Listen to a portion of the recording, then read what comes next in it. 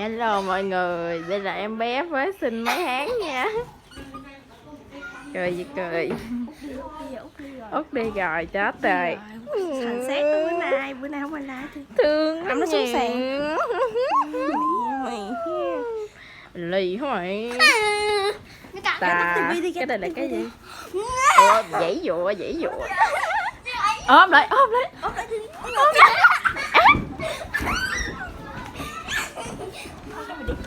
Cọ cái đầu nó ra rồi.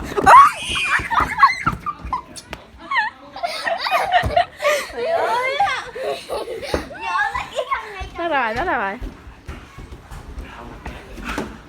Chết rồi. Rồi nói cho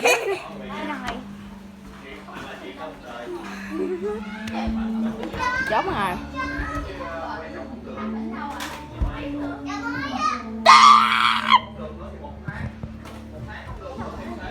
Một chút